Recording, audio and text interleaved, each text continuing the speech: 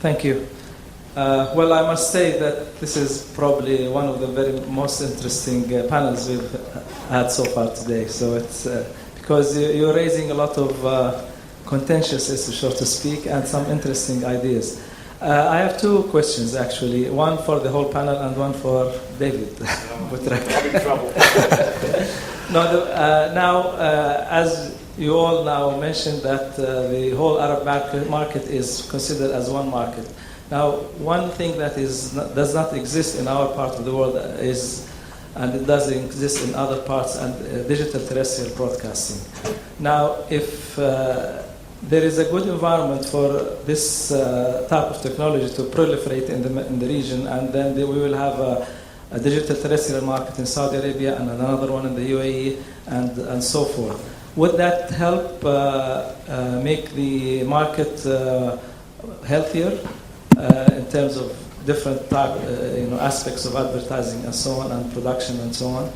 And that I would be happy if I can listen to some ideas from the panel, if that is going to be to improve and enhance the market.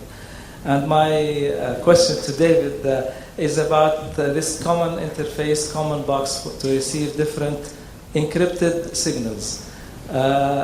We know that Oyster has invested in this box that has the decryption within the box. And in other parts of the world, maybe this is the case, or maybe it is just a common box with a conditional access module that is different. Would Oyster be happy to see a box that is the same for free-to-air and encryption, but with a different CAM within it? Is that something that they would feel comfortable in terms of security, or they would always insist that they will distribute their own box? Turn on first, then we'll come back to the DTV. Sure. The short answer, the OSN box today has a CAM slot, the Zap box. Our PVR doesn't, but the new generation of PVR does. And that CAM is there to allow other broadcasters, and Jazeera operates on that CAM, so we can sell a Jazeera CAM. We believe there is inherent risk in the CAM, because what the CAM is doing is it is decoding out of the CA system of the platform, and then providing an unencoded signal back in the box. And if somebody can sniff at that unencoded level, you've got piracy. So we are happy to provide a box with a CAM slot for other broadcasters who wish to take a risk, or, as is the case with Jazeera, don't actually mind that their conditional access has been compromised. But we will never put OSN content on CAM, because we believe that the risk of doing so is too great. So as a platform, we're happy to provide the opportunity for others to come on if they choose to do so, but we will never put our content on CAM because it's too risky. I'm glad you asked him that question, because I did ask him if he could put our content on a CAM in his box. He said no. That's for a different reason. Right, there are conditions on that. Okay, DTV. Is that this digital terrestrial solution? I'd just like to give you an example of that. I got approached by the regulatory authorities here asking us if we would be interested. In theory, it's a good thing, because that's one way to achieve what we're talking about in terms of isolating the market. But as long as the satellite is still up there and all the same content is still on that satellite, having more technology for technology's sake actually does nothing, because as a consumer sitting at home, if you have all your channels that you want on your satellite, why would you want to worry about yet another box and another way to another subscription and another thing to worry about? And I think it's a contentious issue in our part of the world, because how can I put this delicately? The concern with digital terrestrial in the Arab world is that once you have digital terrestrial networks and you don't have satellites, then the degree of control in terms of the number of channels and what is on those channels is amplified. And in some countries that might be treated very professionally, and in some other countries that might be abused.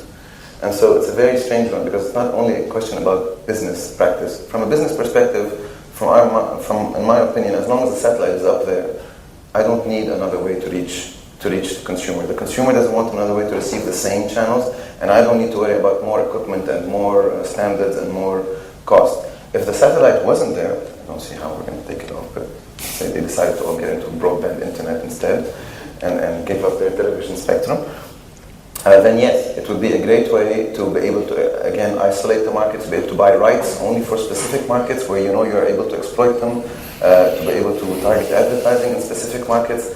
But right now, because we've sort of skipped a whole generation of development, because cable isn't something that's entrenched in our part of the world, it doesn't help anymore, in my opinion. Can I just add something what David said about the cam? What happens is there are two types of cams now, and there's something called a secure cam, where the chipset is paired to the cam. So the conditional access that is embedded into the cam is communicating with the card with an encrypted signal, so with the encrypted code, so it cannot be read. So what David says is that one card reader box, which is the CA of the, say whatever they're using, the conditional access, that is originally as one card reader, and the cam that they have, if they use a secure cam, then there is no risk. The control word cannot be shared, the control word cannot be read. But because Jazeera is not using that from the head end, they are not using that secure keys. They are using the MPEG-4 non-secure, so that's why it can be read on a cam which is not secure. But if there is a conditional access broadcast, if there's a broadcaster that is using a conditional access with a secure cam, then like Abu Dhabi Media and like NBC ICHD, then it will not be at risk, what they were saying. The great thing about conditional access, there's only two sorts of conditional access in the world. Those that have been hacked and those that are going to be hacked. In which case, we might as well cooperate from now. In that case, let's go free to air. So, from a risk perspective, what we will always do is do that which can absolutely minimise our risk. And I'm yet to be persuaded about changing our security policy in relation to cams and CM. And it's the point, just on very briefly on DTT, the point that Kerry made earlier is absolutely valid in relation to regionalisation. For a pay TV operator, it's purely commercial. We could regionalise today. It's just a matter of hiring more transponder capacity because we are CA and we have effectively a geo-conditioning on every box. So we can do it. We're not actually restricted. It is far more, or it's impossible for a free-to-air because by very nature they are free-to-air. But so the issue of regionalisation isn't so much a problem for pay TV operators. We only don't do it in large parts because I don't want to have to rent another 50 transponders. Yep. Just speaking of the business intelligence for broadcasters, now let's say internet channels like YouTube have finally announced that they're going to open up a kind of a broadcast model. In fact, they have got channels running with where content can come in from independent producers. So in effect, how is this, or is this a threat to traditional linear broadcasting over satellite, etc.? Because there's been, I think, a kind of a statement earlier that, on traditional broadcasting, we give you full HD. But, for example, I've got an iPhone, I can see YouTube in HD, and over DLNA, stream it wirelessly to my TV set, which is again in HD. So how does all this make sense, in this new age of TV? What is TV really? Is it a linear broadcast kind of down to a box, or is it these new platforms? Do they pose a significant challenge?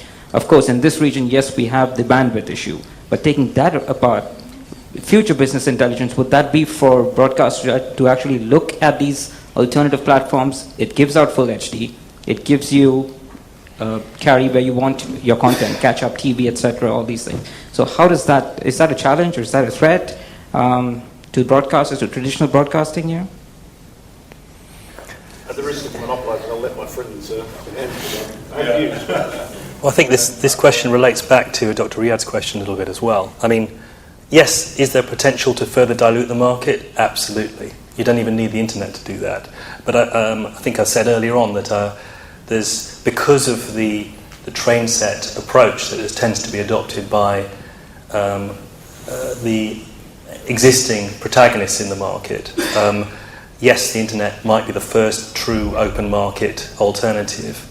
But I think we have to understand what the pie is that we're talking about here. I mean, is there a commercial imperative for it? Right now, nobody's making any money anyway, so I correct myself that obviously there is money being made in the pay TV side up to a point, and NBC Group are reasonably successful as well in terms of dominating audience, but OSN, by David's own comments, is a relatively niche product. It's a high ARPU product, and the majority of the market's a free-to-air market. So Google TV will add another layer to that. I'm also very interested to see what will happen when if Apple produces their own television, as they're purported to doing, and what that means. But quickly, the content owners, don't forget the content is being provided by businesses that need to see a revenue for that content at the regional level. So going back to Dr. Riyad's question, I mean, DTT is a very useful technology, but I think Karim already suggested that in many of the countries here in the Middle East, it's too late, that we've jumped the technology. And so if I was to put a bet on a distribution technology as an alternative to satellite, it would probably be IP, for certainly for the connected countries within the GCC. And I probably include Saudi Arabia within that mould. And unlike Karim, I think there will always be a place for satellite and a free-to-air level for many years to come. So I used to be back in my Showtime days, I was particularly anti the idea of control of content. But practically speaking, I think many markets, actually the consumer is keen to have a degree of control over content. I'm sure you agree with me on this point as well, so I'm not trying to dispute you. But I think free-to-air satellite will play a valuable role for many years to come, and I think pay TV and what you might call base tier television over broadband will become prevalent in GCC over the coming few years. I think DTT could be very useful in North Africa, very useful in certain countries within the Levant potentially. So it may have a place, but for us here in the GCC and the UAE, we've got massive broadband penetration already, and we have it available to us to leverage that content. And I think similarly in Saudi, we will see more from STC in this area as well. So those are the kind of factors that I see. But Google, Apple, you can never underestimate them. So that's what I'm just looking forward to, the Apple TV. Okay, I think that's all we have time for. Yeah. I'm afraid. Okay, so thank you very much to our panel.